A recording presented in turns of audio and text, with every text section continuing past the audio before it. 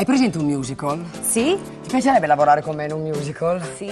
Dai, ci ho trovato un regista, ho trovato uno sponsor, ho Ah, trovato sì? tutto. Anche il teatro ho trovato, Che Gabriella. bello. Senti, tu sai cantare, sei una cantante Sì. professionista, no? Sì. Dammi un do di petto. Do, Un re? re. Ecco, poi però mi serve anche che tu sappia ballare. Fammi vedere, non so, un tip- po' di tip tap, dai. Ta. Ta. Benissimo. Fammi una spaccata.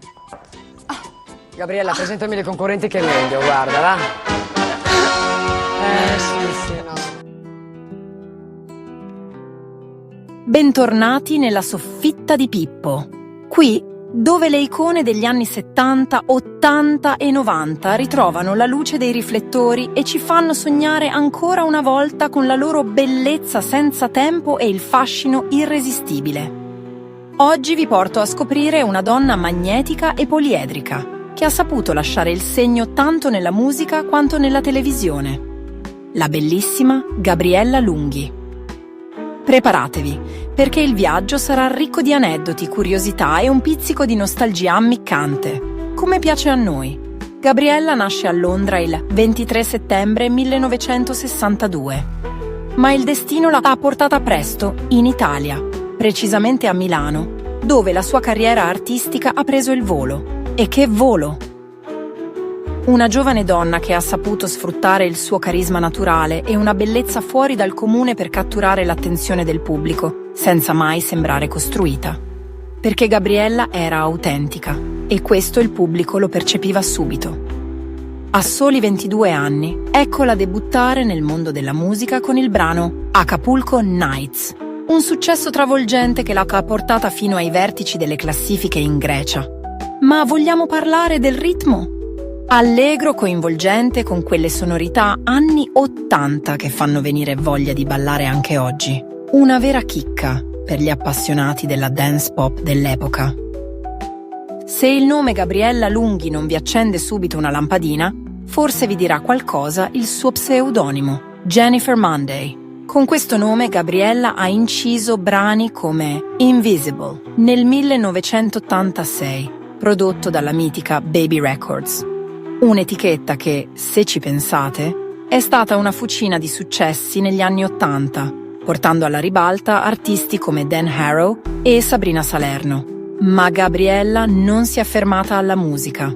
La vera consacrazione per il pubblico italiano è arrivata con Colpo Grosso, quel programma televisivo che negli anni 90 era il vero guilty pleasure di tutti. Chi se lo ricorda? Lei era la co-conduttrice affascinante e un po' ammiccante, al fianco di Maurizia Paradiso prima e di Massimo Guelfi poi.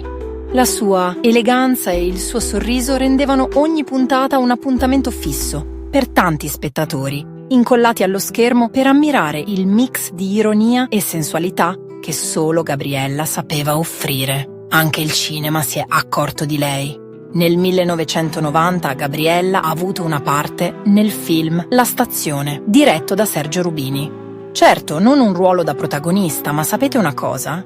In quegli anni anche una sola apparizione bastava per lasciare un ricordo indelebile, soprattutto quando c'era una presenza scenica come la sua. E poi un piccolo ruolo in un film di Rubini. Mica pizza e fichi, eh? È impossibile parlare di Gabriella Lunghi senza menzionare il suo fascino magnetico. La sua figura longilinea e il suo sguardo profondo l'hanno resa un simbolo di sensualità, pur senza mai cadere nella volgarità.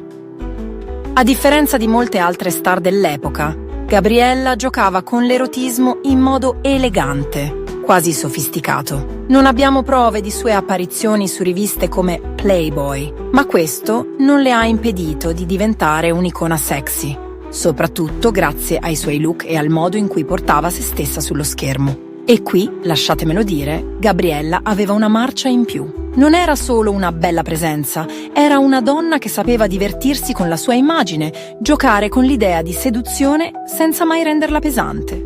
Insomma, un equilibrio perfetto che poche riuscivano a raggiungere.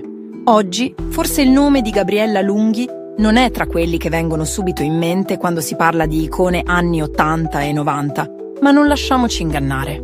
Lei ha rappresentato un'epoca in cui bellezza, talento e personalità potevano convivere armoniosamente, senza l'ossessione per il tutto e subito dei giorni nostri. Se ci pensate, Gabriella è stata una pioniera, una donna che ha saputo trasformarsi e adattarsi senza mai perdere la sua autenticità. E questo, lasciatemelo dire, vale più di qualsiasi copertina. Cari amici della Soffitta, spero che questo viaggio nel mondo di Gabriella Lunghi vi abbia emozionato e divertito.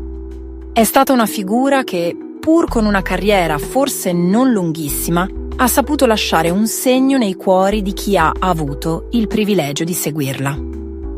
Se vi è piaciuta questa puntata, non dimenticate di lasciare un bel like, iscrivervi al canale e attivare la campanella per non perdere le prossime avventure. E nei commenti ditemi, quale altra protagonista vorreste che celebrassimo qui nella Soffitta di Pippo? La vostra opinione è il motore che ci fa andare avanti. Alla prossima puntata, sempre con il fascino e la sensualità che solo la nostra Soffitta sa rispolverare.